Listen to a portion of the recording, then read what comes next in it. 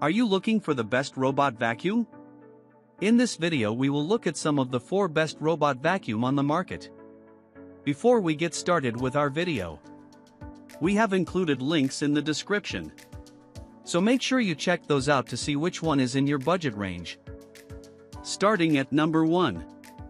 Eufy BoostIQ RoboVac 11S Max. If you're willing to get a vacuum without any cameras, the Eufy 11s has impressed me with its ability to navigate a home despite more bare-bones navigation, though it does get stuck more than iRobot's models. Unlike the other robot vacuums we recommend, the 11S doesn't have any sort of smart navigation, relying instead on what Eufy calls bump detection. Essentially, it just reorients itself if it bumps into something like your sofa, bike, or trash can.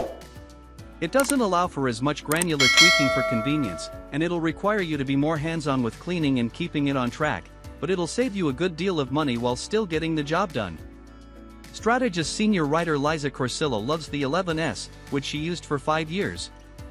It's super quiet, so I can run it while I work or watch TV without getting distracted by noise, she says. It's easy to use and slim enough to fit underneath almost every piece of furniture I own. Number 2. iRobot Roomba Combo J7 Plus. My pups and their dirty post-walk paws tend to make my floors pretty gunky if I'm not diligent about cleaning. I try to stay on top of it, but during busy weeks, the Combo J7 Plus, an upgraded version of our best robot vacuum overall, has helped keep my floors adequately tidy. The Combo J7 Plus has every feature that makes the J7 Plus great, plus the ability to mop your floors.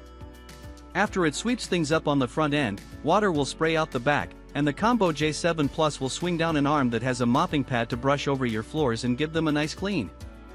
As it approaches a surface that can't be mopped, like a rug, the mopping arm will swing and go back up until it's back on a hard surface. In my experience, the Combo J7 Plus S mopping is about 80% as effective as doing the job myself with my trusty Swiffer. That said, I'm picky about the cleanliness of my floors and usually mop at least once per week, so if you're used to only doing it periodically, this gets close, and you can always run it a second time for good measure. One caveat: unlike the Roborock Qrevo Pro, the Roomba's mopping pads have to be manually cleaned as there isn't a built-in cleaning function. That'll save water compared to the liquid-heavy self-cleaning method the Roborock uses, since you can just toss the mopping pad in the washer, but it requires more maintenance. Number 3. Roborock Qrevo Pro. For long cleaning jobs, like vacuuming and mopping together, I like to be at home so I can make sure my robot doesn't get caught on any cables and that my dogs aren't alone while their least favorite object zooms around the home, so the faster the cleaning job, the better. Of all the robots I've tested, this Roborock mapped and cleaned my home the fastest. I watched it zip from room to room, getting an accurate map of the house within about 10 minutes, and getting right to its first custom cleaning job. The results were impressive too. In just under 2 hours, it did 2 full vacuum and mop runs of my entire 3-bedroom home, and my floors were spotless. Other comparable models, like the Combo J9 Plus and Combo J7 Plus, required at least 15 minutes more. As the Qrevo Pro rolled through my house, sucking up dirt and sweeping its 2 mopping arms with their rotating pads back and forth across my floors, I never had to save it from getting tangled with the cables behind my TV or my desk, even though its LiDAR-only object detection is not quite as intelligent as the software on iRobot's camera-based vacuums. This robot vacuum has some other convenient features as well. Unlike the Combo J7 Plus and J9 Plus S pads, which need to be hand-washed, the Qrevo Pro has a self-cleaning feature built into its dock that will periodically clean the mopping pads throughout the course of its cleaning job. This uses more water than iRobot's method, but it's also completely hands-off. You can adjust the amount of water used during mopping, how often it washes the mops, as well as the number of times it cleans your floors, once or twice, to manage how much water each job uses. Number 4. Dyson 360 Vis Nav.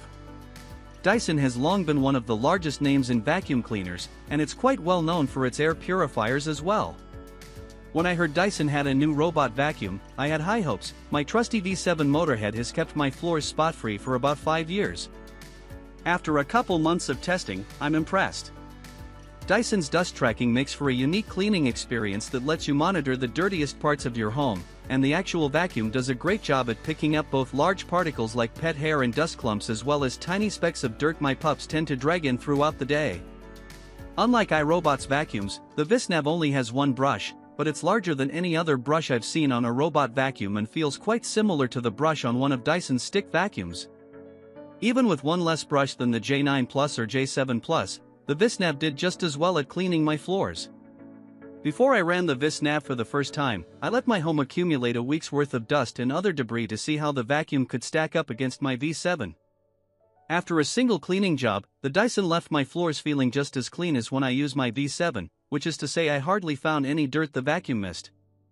My favorite feature on the Vis Nav is its compatibility with Dyson's My Dyson app. Once the robot has completed a cleaning job, you can go into the app, where you can also start cleaning sessions, and see a map of your house that shows where the vacuum found the most dust and dirt. This is helpful if you have an air purifier, as it'll help you find the best place to position it for eliminating particles more effectively. Even if you don't have a purifier, it's cool to look at, and you can still do some sleuthing to figure out the source of the dirt and make adjustments to the area as needed. For instance, I realized that a seemingly harmless hole in my wall might be letting some dust get in from my backyard.